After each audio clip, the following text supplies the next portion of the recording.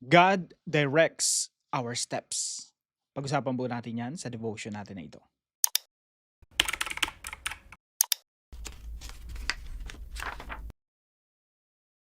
Magandang araw po sa bawat isa sa inyo. Welcome back to our 365 Daily Devotions Bible Characters Edition. Binabati ko po muna yung mga early birds, umaga-umaga, alas 5 ng umaga kasama na natin sa mga devotions natin. Hello po kay Herrera Egle, Laicirio Yasay, Ruben Suelo, Louie Robles, Brenda Apostol, Oliva Perdiz, and Patagnan Pacoli. Hello po sa inyo. Maraming salamat po sa inyong pagsubaybay dito sa ating daily devotions. Umagang-umaga, no? Magkakasama na tayo. So, ngayon po, ang pag-usapan po natin ay patungkol po kay Esther. So, tatapusin po natin yung Esther, Ezra, Nehemiah, and then Malakay. Tapos yung huli po si Job, and then dadako na po tayo sa New Testament. So, sinasabi po rito sa Esther chapter 2, kung napanood niyo po yung devotion natin kahapon, no, sa Esther chapter 1, si Queen Vashti, yung reyna ni Xerxes, dinipose na. Kumbaga, sabi ni Xerxes, okay, pinapatawag kita, hindi ka lumapit, out ka na. No? Ganun katitindi yung mga kings nung unang panahon. Talagang boss na boss sila. At makikita niyo po yan sa Esther chapter 2. So, because of that, sabi nung mga advisors, mga nakapaligid dun sa hari, okay, mahal na hari, maganda, meron po akong suggestion. Total, meron tayong 127 provinces. Lahat ng mga magaganda ron, sabi rito. Then the king's young men who attended him said, "Let beautiful young virgins be sought out for the king. And let the king appoint officers in all provinces of his kingdom to gather all the beautiful young virgins to the harem in Susa, the citadel." So, isipin niyo po, ganyan po kalawak yung kaharian niya dito sa upper part ng India. Kasama na po yung Pakistan, Afghanistan, Iran, Iraq, Syria, Israel, Egypt, hanggang Sudan and part ng Ethiopia, hanggang Turkey, no?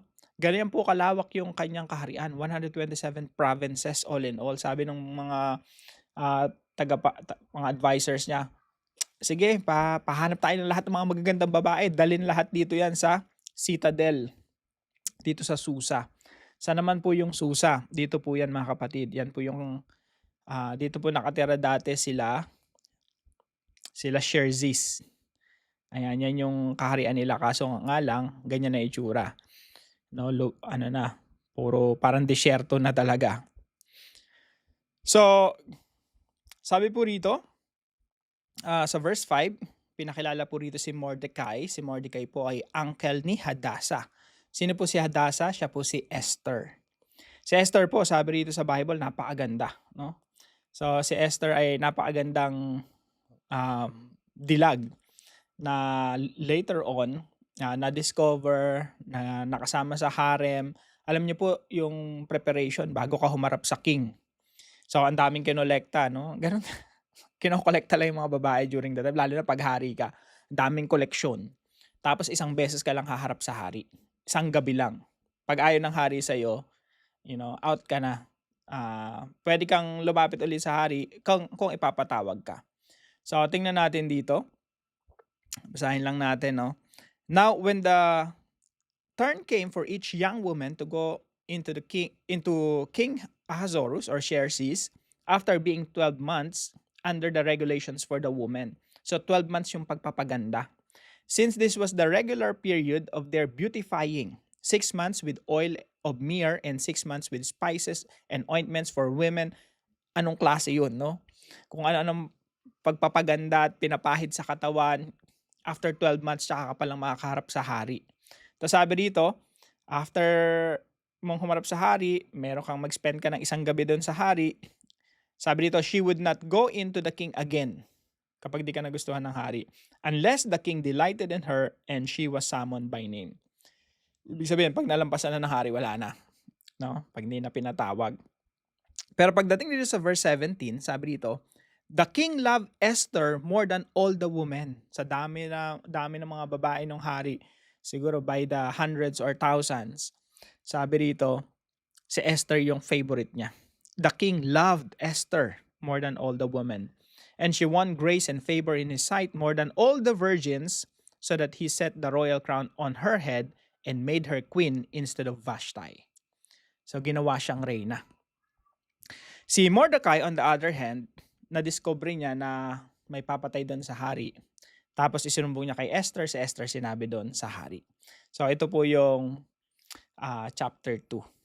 Now ito po yung mga turaan natin ngayong araw. Number 1, God positions us before we understand His purpose. Nung time nito, si Esther siguro naging reyna siya, lumulutang-lutang pa siya sa alapaap, pero clueless pa rin siya. Lord, what's your plan? Ba't ako naging reyna? So, sa panahon din natin ngayon, maraming pagkakataon ng buhay natin, may nangyayari sa atin tapos hindi natin alam kung anong purpose. Ang best example nga niyan, yung napangasawa mo bawa, nagtrabaho ka sa isang opisina, 2 months ka lang doon mo nakilala yung asawa mo, and then eventually, umalis ka na sa trabaho, and then yung napangasawa mo, nagkatagpo ulit kayo, tapos naging mag-asawa na kayo. Yung 2 months na yun, yung pala yung purpose nun, makilala mo yung wife mo or husband mo. Tapos ngayon, hopefully, hindi hindi natin pinagsisisihan, no? So, God positions us before we understand His purpose. Minsan may encounter tayo, may magiging kaibigan tayo, may makikilala tayo na for now, hindi mo alam kung anong purpose. Pero eventually, makikita mo na gagamitin pala ng Diyos yung mga tao na yon para sa'yo. At ikaw, gagamitin ka pala ng Diyos para dun sa tao na yun. Yan po yung mga divine appointments. So, pangalawa po, God uses ordinary faithfulness for extraordinary purposes. Halimbawa po na dito si Mordecai at saka si Esther, naging tapat lang sila sa Panginoon. Kung saan sila dinala ng Panginoon, kung nandun man sila sa Persia at that time, sumasamba sila kay Yahweh, nagtatapat sila kay Yahweh, they don't know what's happening in their lives, pero faithful sila sa Panginoon. Maging sa atin ngayon mga kapatid, kung saan kanilagay ng Diyos, yung ordinary faithfulness natin, yung ordinaryong pagsunod natin sa Diyos, hindi natin alam, merong extraordinary purpose yan. Merong gagawin ng Diyos na matindi, malaki, malawak, kamangha-mangha na hindi mo pa nadidiscover ngayon. Ang role lang talaga natin ay maging faithful tayo, maging tapat tayo sa Diyos sa mga bagay na pagkakatiwala niya sa atin, maliit man o malaki. Pinagkatiwalaan ka ng panahon, oras, pinagbuti mo, inaalay mo sa Panginoon yung iyong araw-araw na pamumuhay, hindi mo alam, may purpose si Lord. Extraordinary purpose for your simple obedience. Pangatlo po, God never forgets the obedience that people overlook. Yung mga ginagawa nating mabuti, madalas yan nakakalimutan na ng mga tao sa paligid natin. Yung mga tao kasi sa paligid natin, mas mabilis nilang maalala yung ginawa mong mali. Totoo naman yun kahit tayo din naman sa isang taong naaalala natin lagi yung mali. Normal naman po yun, ganun talaga tayong mga tao mapaghanap tayo ng mali. Pero yung mabubuting bagay natin na ginagawa, madalas nakakalimutan. Pero tandaan niyo po, sinasabi po ng Biblia, yung mabubuting ginagawa natin, hindi yan nakakalimutan ng Diyos. Now, ito si Mordecai, for example, ginawa niya ng mabuti yung hari. Pero yung hari, nakalimutan na siya, hindi siya nabigyan ng reward. At makikita niyo po yung story dito sa Esther, kung kailan siya nabigyan ng reward. May time na hindi pinapatulog ng Diyos yung hari. Tapos pinabasa niya yung chronicles nila. Tapos doon naka-record si Mordecai, in a way niligtas pala yung buhay ng hari. Tapos sabi ng hari, meron ba tayong ginawang mabuti? O nirewardan ba natin yan, si Mordecai? Wala po. Hindi, lingid sa kalaman ni Mordecai na yun yung crucial moment na ang Diyos ang magbibigay sa kanya ng reward. Bakit? Ang Diyos yung kumikilos sa mga panahon na yun. Ang Diyos yung kumikilos na hindi patulugan yung hari. Ang Diyos yung kumikilos na eksaktong mabasa yung chronicle patungkol sa kay Mordecai. So, mga kapatid, ang Diyos hindi nakakalimot sa mabuti nating ginagawa. Makalimutan man tayo ng mga tao, huwag tayo manghinawa na gawin ang mabuti at tama sa harapan ng Diyos. Because God never forgets. Hindi nakakalimutan Diyos sa mga bagay na ginagawa natin, lalo na kung ito ay mula sa ating pag-ibig sa Diyos. Ginagawa natin mga bagay dahil mahal natin ang Diyos. God never forgets the obedience that people overlook. Bilang application po sa pinag-aaralan natin na ito, number 1 po, be faithful wherever God's providence has placed you. Yung providence, kung meron mang isang word na i-describe yung Book of Esther, ito po yung word na providence. So kahapon po pinag-aralan natin kung ano yung doctrine of God's providence, sa dive deeper natin. At yung Book of Esther talaga patungkol yan sa providence ng Diyos eh. Hindi nga binanggit yung God, salitang God sa Esther, pero yung providential work ng Diyos nandoon. So, be faithful wherever God's providence has placed you. Kung nasan ka man ngayon, it's because of God's providence. Maging tapat ka kung saan ka nilagay ng Diyos. Number 2 po, treat your position and influence as entrusted to you for God's glory. Kung meron ka mang influence ngayon, meron kang kayamanan ngayon, meron kang power ngayon, lahat ng yan galing sa Diyos yan. Makikita niyo po yan sa istorya ni Nebuchadnezzar. Lahat binigay sa kanya ng Diyos. Nung nagmalaki siya, binagsak siya ng Diyos. Maging ito si Xerxes, yung power na meron siya, ito ay galing sa Diyos. At siya yung ginamit ng Diyos para talunin yung Babylon. Pero kahit yung power niya na yon, hindi niya pwedeng ipagmalaki. Kasi lahat yung galing sa Diyos. Kailangan nga, lahat ng binigay sa atin ng Diyos, gamitin natin para sa kapurihan ng ating Diyos. Treat your position and influence as entrusted. Ibig sabihin, pinagkatiwala lang. Huwag natin kailanman angkinin kung anong meron tayo. Huwag nating angkinin yung power, wealth, wisdom, talents, gifts na meron tayo. Lahat yun galing sa Diyos. Entrusted, pinagkatiwala. Bakit tayo pinagkatiwala ng Panginoon? For His glory. Para sa kanyang kaluwalhatian. Ang maganda po sa Bible, mga kapatid, tatapatin talaga tayo. Life is not about us. It's all about God. Kaya the more you understand the Bible, the more you will understand and discover that life revolves around God. Everything is about God. Treat your position and influence as entrusted to you for God's glory.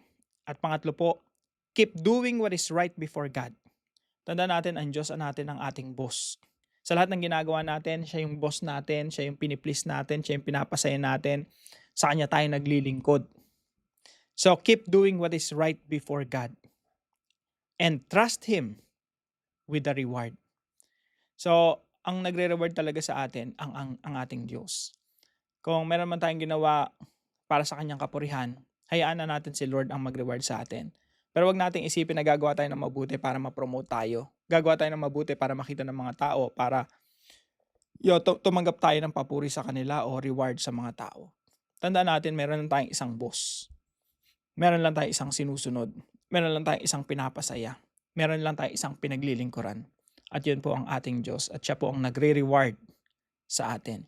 Yung mga tao, ginagamit niya lang para i-bless tayo.